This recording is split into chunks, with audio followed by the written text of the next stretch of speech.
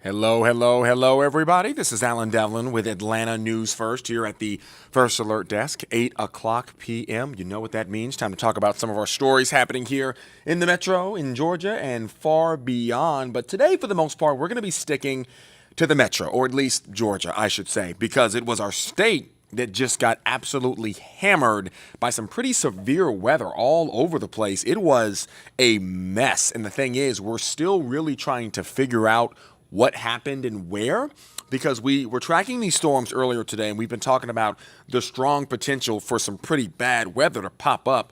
Areas like North Georgia, the Cumming area, even Athens got slammed. My brother was out driving in Athens earlier this evening.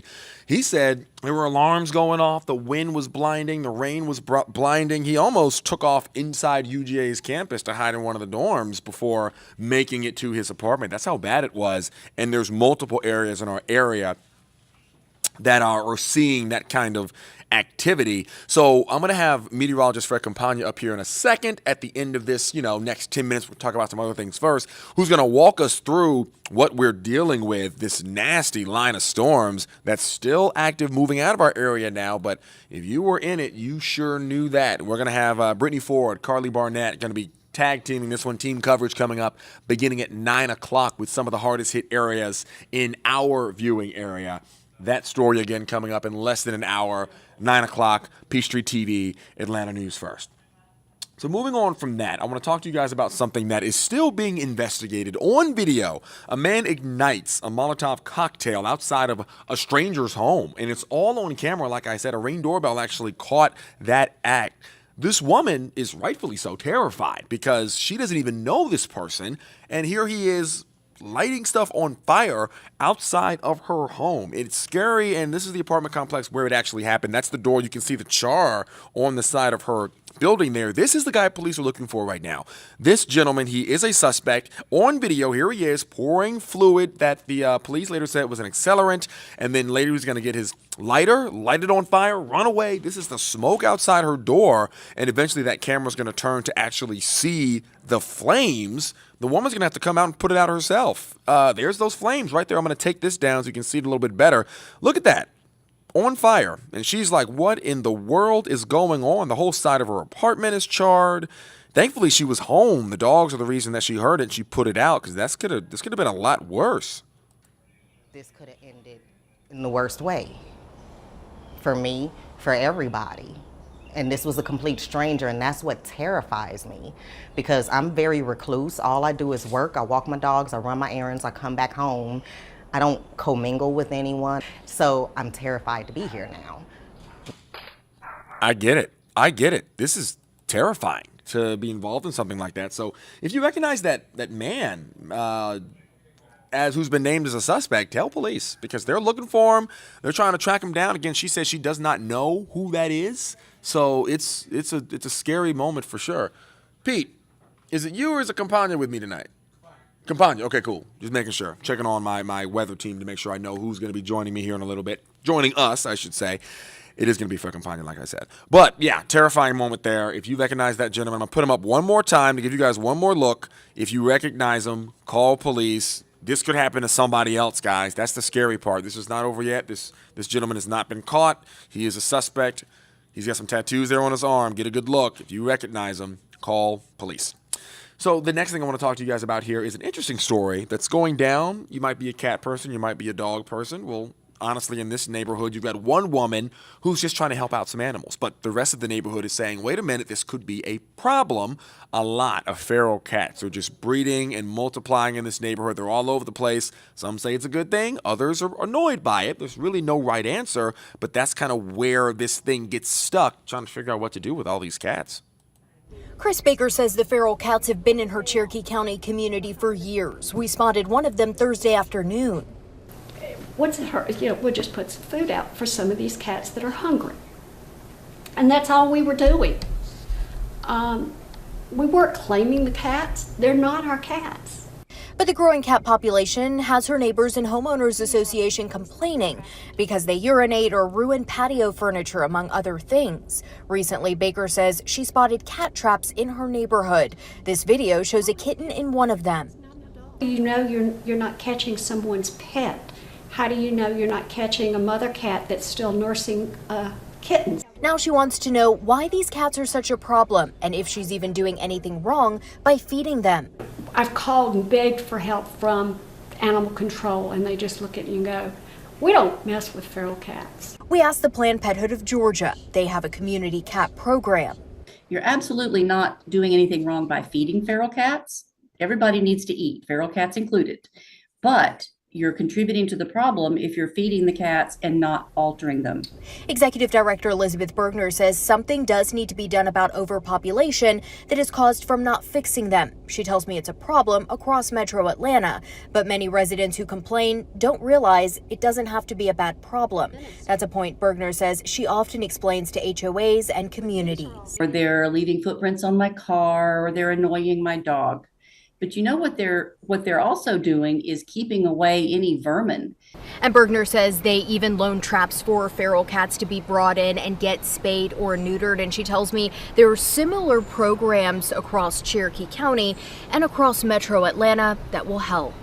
Reporting in Atlanta, Yasmina Olston, Atlanta News First. Yeah, so a whole lot of cats, and they're trying to figure out what to do with them.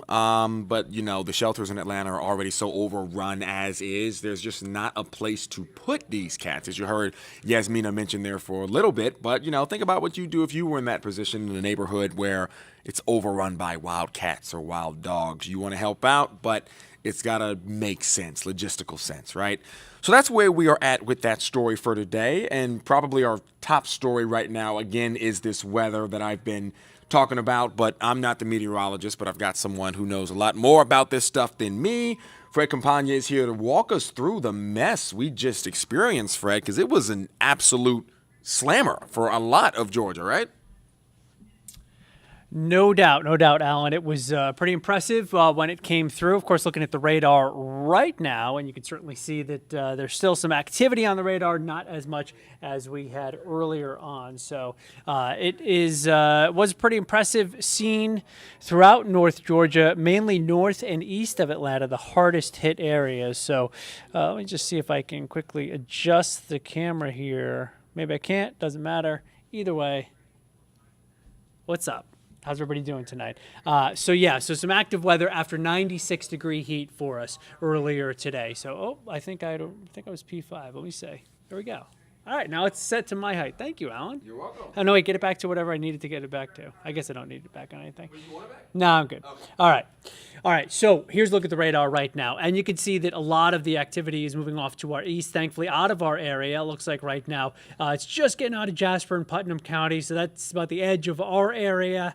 And the weather should be improving for most, although there are still a couple of rumbles of thunder showing up. So let me take you on a little radar tour. We're going to look at some of the storm reports, get a look at what's been going on. Let me go off to the east here just to show you what's going on down around Sparta, getting into Mayfield, Sharon, that area. So moving out of Greene County right now as well. So once it gets east of that area, it is out of our viewing area, and thankfully so, but it did produce a fair amount of damage, especially again north and east, winds gusting over 60 miles per hour. In fact, I put together this graphic just a couple of minutes ago showing some of the peak wind gusts, and you could see Alan was talking about his brother there in Athens. The sirens were going off because the winds were so strong. 69-mile-an-hour wind gusts at the airport in Athens. Coal Mountain area gusted to 68 miles an hour, and Cumming gusting to 65 miles per hour. These are all areas that we have seen damage, that we some of these areas we have reporters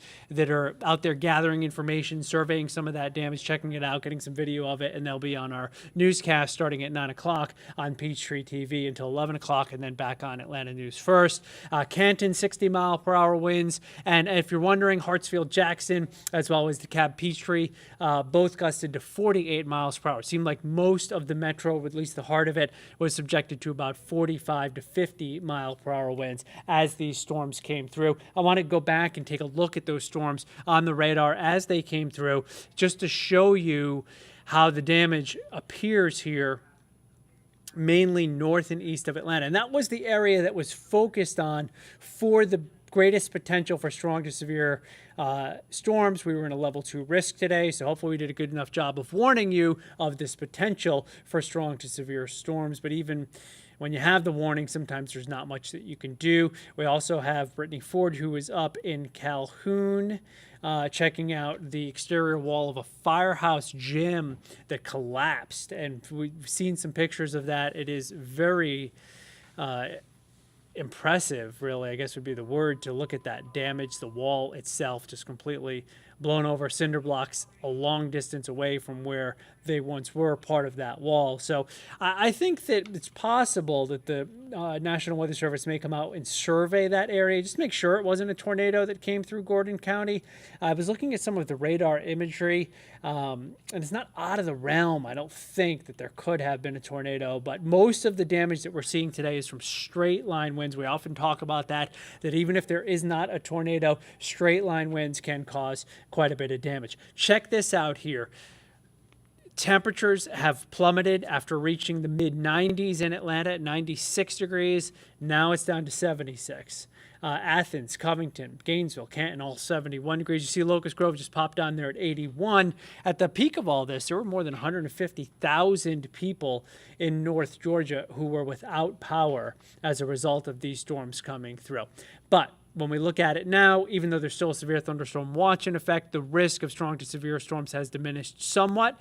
Keeping an eye on those storms that are firing up near Huntsville. You see those going? So those are also pretty good looking storms out that way. So that's something that we need to keep an eye on out here, Huntsville, Alabama, northern Alabama.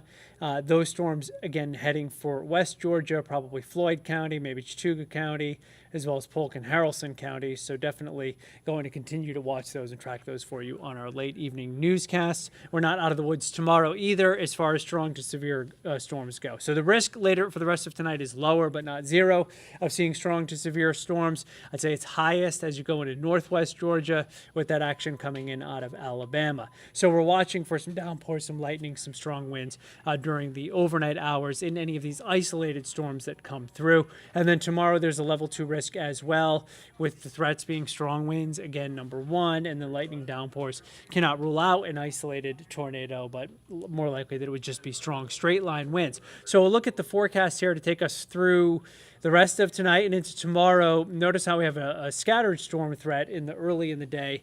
Probably quiet for a while around midday, and then it starts to get active again later on tomorrow afternoon and into tomorrow evening.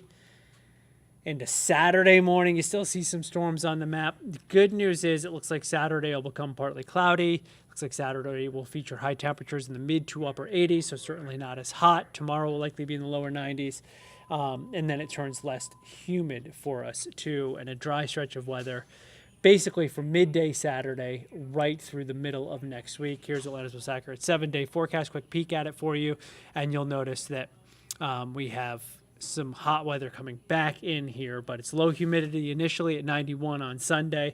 Monday looks great near 92. Again, not super humid. And then it starts to get gradually more humid. And by Wednesday and Thursday, it is humid again. It is hot again. High temperatures in the mid 90s, but right now it looks like only a 20% chance of a passing storm. All right, so we'll continue to keep you updated. Again, Atlanta News First tonight at 9 o'clock. Patrick Pete will be covering you tonight at 10 o'clock on Peachtree TV, and he'll also have you tonight at 11. All right, have a good one.